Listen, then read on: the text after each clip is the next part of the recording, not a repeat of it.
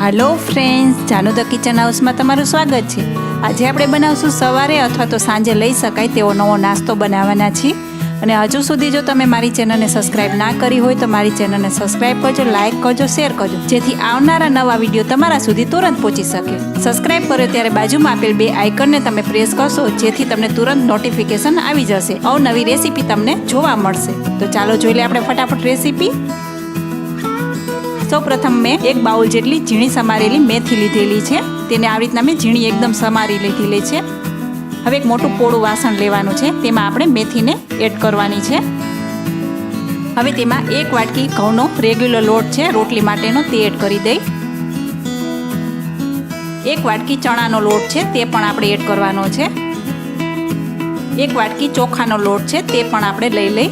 હવે તેમાં એક વાટકી ઝીણી સમારેલી ડુંગળી છે તે એડ કરી દઈ। એક નંગ ઝીણું સમારેલું લીલું મરચું છે તે એડ કરી દઈ। એક ચમચી જેટલા સફેદ તલ છે તે પણ આપણે એડ કરવાના છે। એક ચમચી જેટલો અજમો છે, તેને આપણે આવી રીતના હાથેથી મસળીને એડ કરવાનો છે। આ બાળકોને ટિફિનમાં પણ આપી શકાય તેવો નાસ્તો છે। એક ચમચી જેટલું આખું જીરું છે તે પણ આપણે એડ કરી દઈ। એક વાટકી ખમણેલું ગાજર છે તે પણ આપણે એડ કરી અને એક વાટકી જેટલી કોથમીર એડ કરવાની। હવે તેમાં આપણે સ્વાદ અનુસાર નમક એડ કરી દઈ। 5 ચમચી જેટલી હળદર એડ કરવાની છે। 1 ચમચી જેટલું ધાણા જીરું પાવડર છે તે એડ કરી દઈ। હવે બધું સરસ રીતે આપણે હાથેથી મિક્સ કરી દેવાનું છે। અત્યારે શિયાળામાં ગાજર અને કોથમીર ખૂબ પ્રમાણમાં આવે છે, એટલા માટે આપણે વધારે એડ કરવાનું છે। જો બાળકો મેથી અને ગાજર કોઈ પણ વેજીટેબલ ન ખાતા હોય તો તમે આવી રીતના બનાવીને આપી શકો છો। હવે પાણીની મદદથી આપણે સરસ મજાનું બેટર તૈયાર કરવાનું છે। બહુ ઢીલું નહીં અને બહુ કઠણ નહીં, તેવું જ આપણે બેટર તૈયાર કરવાનું છે। જાનુ ધ કિચન હાઉસનું ઇન્સ્ટાગ્રામમાં પેજ છે, ત્યાં જઈને તમે મને ફોલો કરજો। તેની લિંક મેં ડિસ્ક્રિપ્શન બોક્સમાં આપેલી છે, ત્યાં જઈને તમે જોઈ શકો છો। તમે જોઈ શકો છો આવી રીતના જ આટલું જ ઘાટું બેટર આપણે તૈયાર કરવાનું છે। લચકા પડતું આપણે બેટર રાખવાનું છે।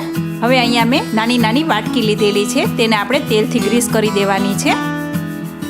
અત્યારે મેં ઢોકળિયાની નાની વાટકી આવે છે તે લીધેલી છે। જો તમારી પાસે વાટકી ન હોય તો તમે થાળીમાં પણ કરી શકો છો।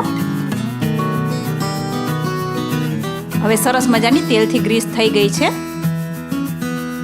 હવે આપણે એક ચમચો લેવાનો છે। હવે તેમાં આપણે આવી રીતના બેટર લેવાનું છે, એક સરખું માપ રહે એટલા માટે આપણે આવી રીતના ચમચાની મદદથી વાટકીમાં એડ કરી દેશું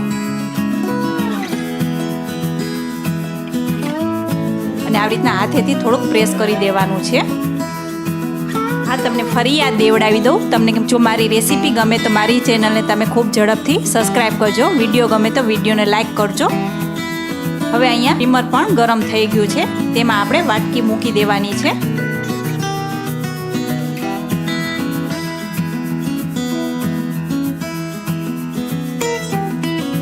હવે ઢાંકણ ઢાંકીને આપણે 15 થી 20 મિનિટ માટે સ્ટીમ થવા દેશું। 15 થી 20 મિનિટ થઈ ગઈ છે, આપણે ચેક કરી લઈ। હવે તેને આપણે બહાર જ કાઢી લેવાનું છે। હવે તેને આપણે થોડુંક ઠંડુ થવા દેશું। પેલા છરીની મદદથી ફરતી કિનારી આપણે છૂટી કરી નાખવાની છે।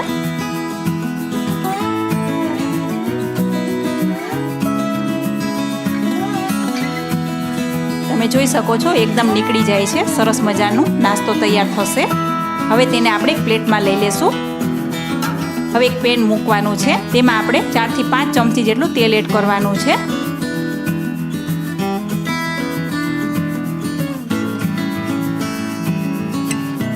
તેલ આવી જાય એટલે આપણે તેમાં 1 ચમચી જેટલા સફેદ તલ એડ કરવાના છે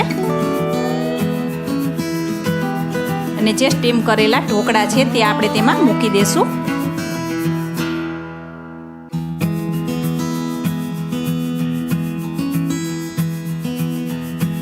હવે તેને આપણે ગોલ્ડન કલર ના થાય ત્યાં સુધી તેને રાખવાના છે। આ તમને ફરી યાદ દેવડાવી દઉં, તમને જો મારી રેસીપી ગમે તો મારી ચેનલને તમે ખૂબ ઝડપથી સબસ્ક્રાઇબ કરજો, વિડીયો ગમે તો વિડીયોને લાઇક કરજો। બંને બાજુ સરસ રીતે આપણે તેને ગોલ્ડન બ્રાઉન રંગના થાય ત્યાં સુધી તેને રાખશું। તમે જોઈ શકો છો બંને બાજુ સરસ રીતે ગોલ્ડન કલરના થઈ ગયા છે અને એકદમ ક્રિસ્પી પણ થઈ ગયા છે।